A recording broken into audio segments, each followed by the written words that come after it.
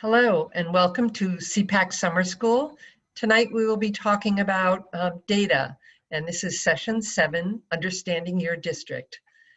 My name is Leslie, and I'm with the MassPAC project at the Federation for Children with Special Needs, and we are doing a 10-part series to educate parents and CPAC officers and other parent leaders about CPACs and how to organize them and run them. So hopefully tonight, after the workshop, you'll be able to get a better understanding of the makeup of your district and why it's so important to know what's happening in your district and who's in your district and how to reach all those different constituents. Hopefully you'll be able to see some trends and issues in public data and how that relates to you as a parent leader in your advisory role to inform the district of parent concerns. That you'll be able to communicate families' needs using data, because that's what schools speak. They speak data. And that you'll be informed of all of the issues in your community and make your decisions based on facts and the data that you are collecting and seeing and communicating. So it's really a broad brush of understanding your school district profile, what's happening within your district, who's there, and so that you can then effectively become an advisor to the school district and use some form of data to inform your school committee, your school administration about what you're seeing in the district. This workshop is paired with the second workshop on advising the district because the two go hand in hand. To be able to be an effective advisor, you need to have information and data. And it's really something that's required by states to produce high quality data because it informs not only the state decision makers, but even on the federal level. So the federal law, the Every Student Succeeds Act, or ESSA, has a data collection and reporting requirement for all the states. And so the states then will form a report card, and that offers all the stakeholders, including families, the information that they need to really hold schools accountable. We're spending a lot of money on education. We should see how effective it is and how it's being used. And it's really helpful to see how students are doing in schools so that we can make the necessary shifts and changes so that we have, or we're driving better student outcomes. So one of the roles of the CPAC is to gather information. There's kind of a 3-point process here, that there's some brainstorming, you're bringing in ideas, different concepts, maybe from other districts, you're doing some comparison. You're always bringing groups of families together, either at meetings or in support groups, and hearing those stories, those different perspectives of different families as they navigate the school system. And hopefully you're tracking some kinds of numbers or facts as part of your work. How many people come to a workshop or request information on a certain topic or bring issues to the CPAC. So from all of that, you pull it all together and it filters down, and you're able to then prioritize the issues that you will champion for that, say, given school year, and to provide more information gathering or, a subcommittee to look into things differently, so that when you move forward in your advisory role, you have prioritized the issues that really seem most pertinent at that given time. What's affecting the district now. I always caution that CPACs choose those issues wisely, just 1 or 2, because you only have so much time and energy to move things forward in a given year. And you also want to be ready to kind of react to anything that might come up during the year. So putting too many things on your plate is not a great idea. So focusing on a couple of things, something you can bring forward in a timely manner and have it addressed by the school district. So data is really at the bottom of this triangle. The data, the information that you collect helps you have better knowledge and really ultimately wisdom around an issue. Data is factual information, and it helps you make that informed decision. So we know when we gather information, we gather data, the things that we should really be looking for are, is it reliable? Is it accurate and true? Is it measuring what it claims to measure? Is it a valid indicator of what's happening and what some of those data points are? And ultimately, we'd like all of our information to be accessible so that everyone can access it and all of the needs and concerns of our audiences are considered. So if you are collecting data in a survey and you have a large Spanish-speaking population in your district, I suggest that you have that survey translated so that you can hear from all families within the district so that you're informed. We did poll during the live session of this CPAC summer school, and I asked what types of data were CPACs collecting, and the top three were parents' issues and concerns, and sometimes personal stories, that CPACs were really comfortable doing that, is taking in that data and listening to families. They also recorded the number of workshop participants. That was an easy number to collect, how many people came in, signed in to meetings, and so they had that data. It was easy and readily available. And then they also had some parent evaluations from those workshops. So that was information that they could gather in written form, hold on to, and refer back to. So those are some of the areas that CPACs felt that they were comfortable with. They were doing good work in collecting that data. But we also talked about maybe social media contacts. So a lot of CPACs have Facebook groups, and you can pull a lot of that data and insight information down off of Facebook and use that to inform the CPAC on what's working, where families are looking for information, and what posts were popular. Any type of questions that the school committee might be asking, would be important data that you'd want to also consider and collect and be informed by. And all of school district reports, the coordinated program reviews, the special education report to the school committee, all of those different reports and formal data collection that the district does should be part of the CPAC's, information gathering, and they should review it on at least an annual basis so that they're better informed as to what's happening at the district and what information the district is collecting. So it's always interesting to see, who's collecting what and what does it say and how do they interpret that data? Because we know we can kind of look at both sides of data and see what it's saying, and how it informs us. So there are two different types of data that a CPAC would collect.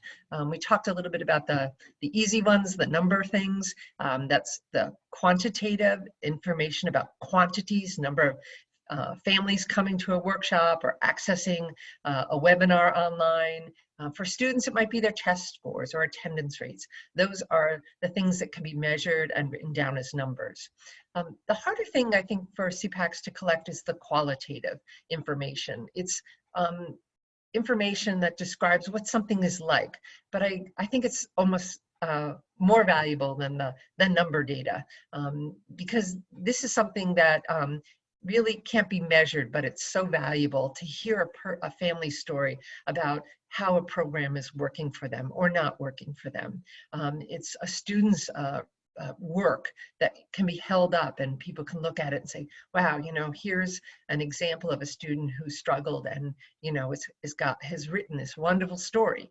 So all of that kind of qualitative, data is just as important as the number data. And I think CPAC should have a balance of the two different types of data when they do their reporting to the district. Sometimes when we see all those numbers, our minds just kind of go into a blur and they don't mean anything. But when someone brings forward a story of how a program or an educator really made a difference in a student's life, that's what carries the day and that's what people remember. And that's the story that they share to others. So CPAC should always be thinking about two different types of data and how they will collect it. So this is from the Serving on Groups curriculum, which is an online curriculum. I find it really valuable. and they have a huge section on data, really exciting to read and go through, but they talk about all the stages of data use. So not only you're planning and preparing to use data, collecting it, organizing it, and analyzing it, you then use it to make hypothesis and then ultimately recommendations. And from there, you'll create an action plan, potentially to work with your district on certain issues. And I really think CPAC should always make sure that they prepare a presentation and share their data publicly so that other people can be informed, other people can ask questions, get involved in the process.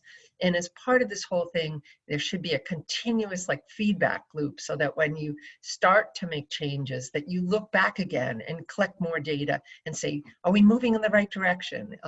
Is this working out the way we thought it was? And can we make some shifts along the way? So that data collection is a new process. You'll collect it, you'll be informed by it, you'll maybe make a decision and move forward, but you really should be taking more data in to see if you're on the right track. I think that's a good model of using data to inform a process of change within a district. So there are lots of questions that we all have, and questions really drive the process. Like, what kind of information do you need to know? I think when CPACs are starting to work and collect data, they should have very focused questions, especially if you're using different types of methodology, surveys or focus groups or a poll among your members on a Facebook page. But focus those questions, because then you get the answers that you really were looking for around a specific topic. And you really should be using a variety of sources. When you do surveys, it's hard to reach all of the families in the district because CPACs don't have access to that information, the emails, the phone numbers, the contacts for families. The school district has that. So any survey that the CPAC has that's going to inform them about special education programming in the schools, I always recommend that you work with the district. That way they will push it out for you through their contact system, and you will be able to look at the data together and share the results. I think CPAC sometimes move forward and do these surveys, and the school district doesn't trust the results because they haven't been involved from the beginning. So bring the district on in the beginning. You might have to work on finding language that you both can agree with on certain questions. It's kind of an informative process just to come up with a short set of questions that the CPAC and the school district want to ask families. Gather that data, and then come together and report on that data. I always think you should always look at available data that might be available to you. Perhaps a parent group in the district has conducted a survey that has information that the CPAC can use. Don't bother families to fill out too many surveys. We're all surveyed out, I think, recently. So looking at available data is also a great process that CPACs can go through. And there's where you're looking for the gaps. Like, what haven't they asked families? What information are you missing to be able to inform you as to the effectiveness of a program or something else within the district. So questions drive the process. Be as focused as possible. Use a variety of methods, and use what's available to inform you, and kind of say, oh, we got to go to the next step. We need to ask this follow-up question. All good practices around collecting data. So once you have all that data, you kind of have to organize it. There's a lot of information about data collection and how to represent it. Aggregated data is combining data from several parts. Disaggregate, you separate it out into categories or subgroups. When you triangulate it, you use multiple data sources to establish, where you're going on something. Whatever methodology you use to present your data, I would recommend that CPACs somehow make it a visual information display. You can have the numbers on the side, but if you can put it into a pie chart or a graph or a chart that shows trends, with numbers. I think that's the most effective. That's what people, look at and go, wow, that this makes me want to know more, because it's visually kind of instructional and it helps me move me forward. Has an impact on me. A lot of CPACs use SurveyMonkey, which is a free way of gathering information. I just might want to find what are the interests of families in terms of workshops for that year. And SurveyMonkey allows you to just automatically pop it up into a pie graph. So they do the work for you, and then you can present that information. So if as you're collecting your data and organizing it to make a case in front of a school committee or in front of your school administration, if you can make it easier and accessible with a visual model, I think that's probably a best practice. So you're looking for relationships in all of this data. I suggest that you don't draw conclusions too soon. Sometimes we have a small sample of responses and you need to get more information. It's not that the information that you got isn't valid, it just may not be complete. So I always think that you should just not hinge yourself on 25 responses to a survey of a population of maybe 500 students in a district, families that are receiving special education. I think as you are investigating and working with data, you have to learn a little bit more about the data science, so that you need to learn some of those terms, like what's the mean, the median, the range, what's an outlier, what is I can't even say it, statistically significant. All of that is informing you and the way you present the data. So that I think it's important to start to learn some of the data science. Understand why we think this is happening, those hypotheses that might ultimately be proven wrong. So that's part of this flexibility around data, because we know things change over time. So data and information that you collect in September might look very different, say in April. When you do report out, try to be as objective as possible and let the data stand on its own and not draw too many conclusions. I hope that your reports meet the 4 A's. They're appealing, they're accurate, they're accessible, and they're audience specific, so that you're providing the data for that group to really reflect on and move forward. And I think we talked about this before, of having a plan to continuously monitor the issue, because we know things change. And it's important that you stay on top of a key issue so that you can monitor how things are going, and are you moving in the right direction. Things don't change overnight too, and it might be nice to start tracking something on a long-term basis, and then you'll keep data on that. So where do we find all of this data to inform us as a small little CPAC in one little community or in a regional group? There's always national data that you can access to give you a sense of how the nation is going. Where do we in Massachusetts fit as a state? I love the Kids Count organization. That's a great place to find data and we're always looking for data on students with disabilities. This US government has census data, so you can kind of get a sense that's collected every 10 years. This is a census year, 2020. Encourage all of your families to participate in the census, because that also drives federal dollars into the state, but it also captures the demographics of what our state looks like in any given time. The National Center for Educational Statistics, NCES, great place, way to really kind of look at your state and the data that's being reported at the federal level. We have a technical assistance partner at the Federation here, which is the ParentsCenterHub.org, and they have school data and lots of data that we report to them. They collect from the federal government. It's in a nice kind of format, and you can collect and look at all different kinds of data, not only from populations, but also on certain topics like school discipline. So you can look at different data sets within all of these. And then we also have the IDEA data that is collected on a federal level. So that's all accessible and at that website there. So there's lots of ways to collect information on a national level to see trends and issues that are important to the nation. But I also think you need to look locally.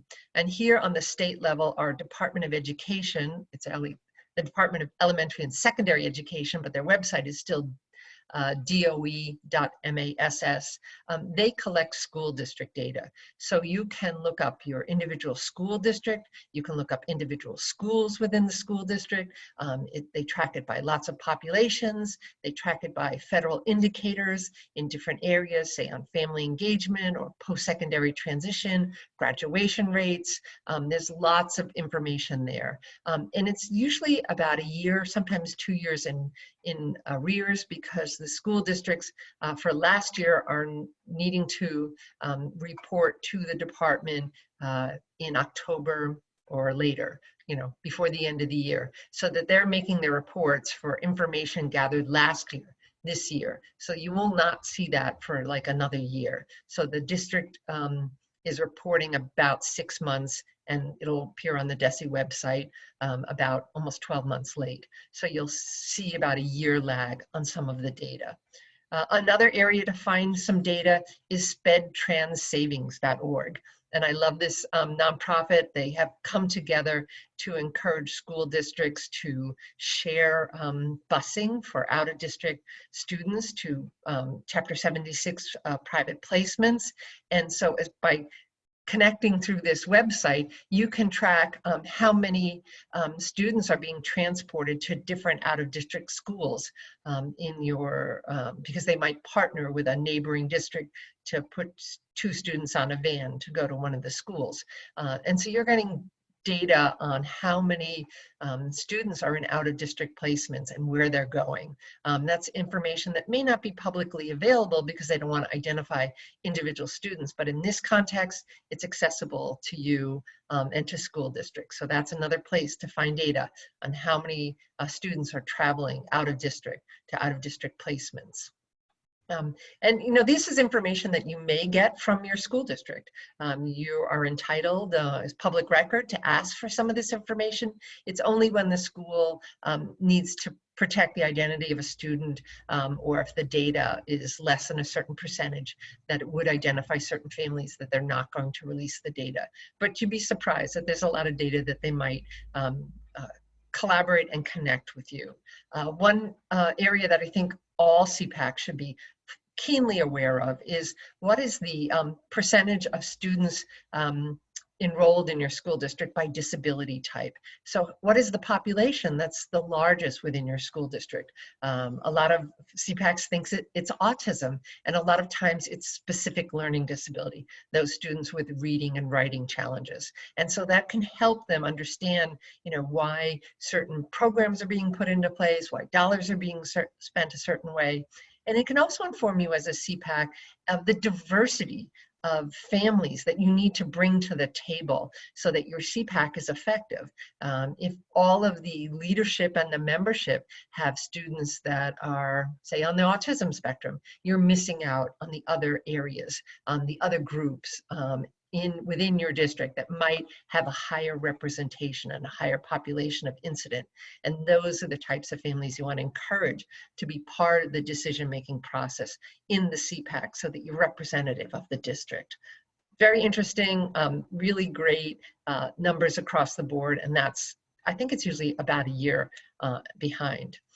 Every school district is participating in some type of program review by the department. It's the coordinated program review. It's more of a tiered focus monitoring system that's being put into place around, what are the districts that need assistance and need support and need help. But those reports are available online. You can search by your school district name. There's the 6-year annual report, the 3-year mid-cycle review report, and any corrective action plans that needed to be filed when a district was found in non-compliance from one of those indicators would be there, and so that the district would identify how they were going to get caught up and make sure that they had this program in place or were meeting the compliance monitoring types of guidelines. And so that's all public information. That's information your school district can give to you, or you can access it online. There are other reports that are not maybe available online. Depends on your school district. I'd go through your school district website to see what's on the school committee site. Is the special ed administrator making an annual report to the school committee, and is that available separately, or is it kind of buried in the minutes? So you might have to look for it. You can ask for it, but it might be available, so that it's always a sense of following up what's happening within your district, who's reporting, when are they reporting, and can you get copies of that report? So look for them within your school district websites. You could always ask. Most of this information is public documents, so you do have a right to them. I know at one point I once asked for the school committee budget on special education, and I was invited to the business office, and 7 4-inch binders were put in front of me, and they said, have fun. So I got access to the information, but it really wasn't in the most useful format. And I did learn a lot about budgeting, but it's hard sometimes to find the data. So it really goes back to your relationships that you have with your school district and your school district personnel to be able to get information and data in a timely manner, and in a manner that works for you, so that you're not sifting through lots of 4-inch binders of numbers. So that's the end of understanding your data. I think data is so important, especially when you go to advise the district. School districts speak data, they react to it well, it's a language that they know, and if you can start to put some of your issues and concerns into some type of data report, into a graph, into a graphic that it can be shared, and then also add that personal story, 1 or 2, that really kind of drive home why this issue is important to families in your community. I think that'll win the day, and it'll help you become a better advisor for your community, and to really highlight parent concerns around issues. So try to understand your district, try to collect data that's timely and important, and use that to advise the district. So thank you.